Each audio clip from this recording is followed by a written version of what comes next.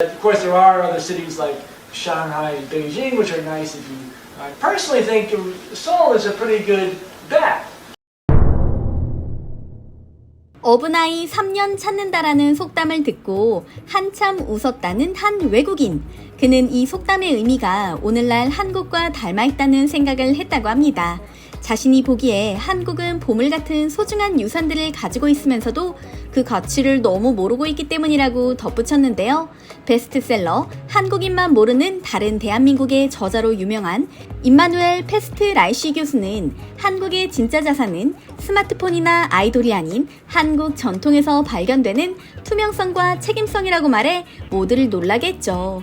한중일 3국 고전 문학의 석학으로 전 세계적 명성을 자랑하는 임마누엘 페스트 라이시 교수는 미국 예일대에서 중문학 학사, 일본 도쿄대에서 석사, 하버드대에서 동아시아 언어 문화학 박사를 취득했습니다. 그의 이력을 보면 아실 수 있을 텐데요. 한국은 물론이고 일본과 중국에서도 오래 거주한 경험이 있죠. 그런 그가 10여 년 전 한국에 들어와 한국인 여성과 결혼했으며 장인이 지어준 이만열이란 한국 이름을 사용하고 있는데요. 오늘은 전 세계에서 가장 살기가 좋은 도시가 어디인지 묻는 질문에 대답하는 임마누엘 페스트라이시 교수의 강연을 전해드리려 합니다. I was very interested in the city of Seoul. I've been here for a while, and particularly its geopolitical significance. Because one of the funny things you notice about Korea is always in a state of flux and crisis, and things are getting worse and worse. But in fact, if you stay here for a few years, you will notice that in fact things get better and better in Korea, in spite of the fact that it always looks terrible. And the city of Seoul is perhaps the most outstanding in that respect, which has gone, even in the short time I've lived here, has increasingly become one of the most important cities, I think now, increasingly in the world. I'm an American, by the way. In fact, I came from Washington, D.C. to Seoul, or to Korea. And so I always thought about Washington, D.C. and Seoul in the same sort of, somehow related in my mind. So I often tend to think about the Roman Empire, as you probably remember, and as Rome increasingly was run by its outstanding leaders like Caligula, the city became increasingly non-functional and the empire started to fall apart. But in fact, the Roman Empire did not fall. In some sense, it was only the beginning, because a new city emerged, which was Byzantium, which is now Constantinople. And this was a new center, which in fact would last for many hundreds of years longer, and in some respects reached new heights that Rome had not ever reached, and a more greater sophistication in some respects. And so when I thought about, in the American system, of course, Washington, D.C. being the other parallel, as Washington, D.C., I will not tell you what's going on there, but I'll leave it to your imagination. The question was, as Asia rose, which city would become the sort of global system, the most central city? And I personally think Seoul is a pretty good bet. That of course there are other cities like Shanghai and Beijing, which are nice if you are not intending to live very long. And Tokyo is a nice place if you're over 70 years old. But in fact, Seoul, having lived, by the way, I haven't lived in Beijing for a long period of time, but I lived in Tokyo for more than 6 years. And I think Seoul has this sort of animation, this cultural animation. People are trying to do things, don't always do it well, but they're constantly trying. And one of the interesting things about the Gangnam, Gangbuk, if you think of Gangbuk as being the north as being the smaller streets and avenues and the more personal scale, and Gangnam being like Rodeo Drive, within Gangnam itself, you get things like Harosagil, which are like a sort of like a little Gangbuk inside of Gangnam.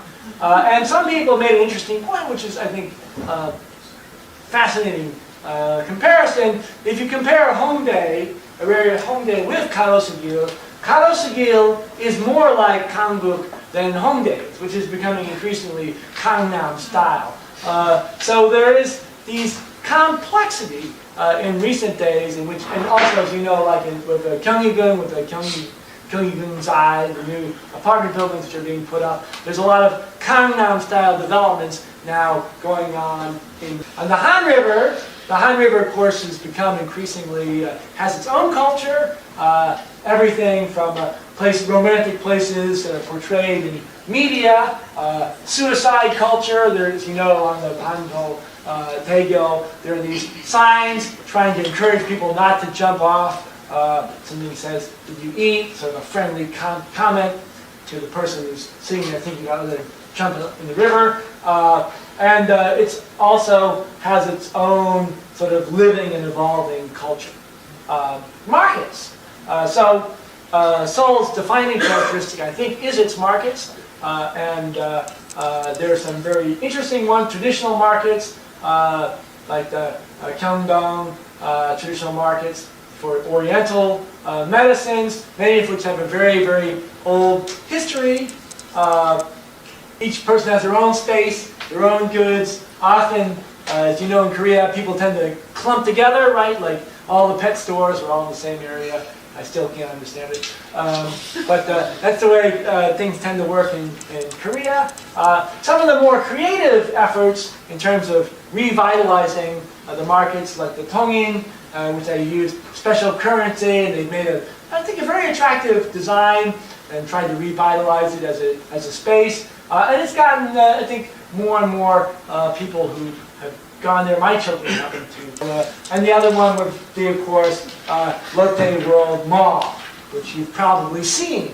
It's hard not to see it. This is an enormous structure, which very, very, I would say, indulgent, assuming increasingly focused on Chinese tourists and wealthy individuals coming in.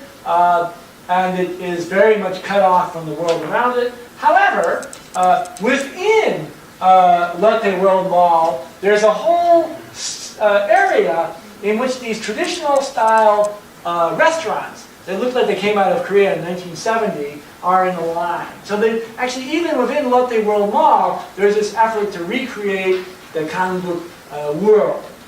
Lotte World Mall, you should see it. Education, Hagwon, of course, another part of Seoul.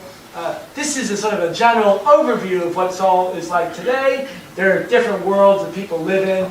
If you're going to school, you live a different world.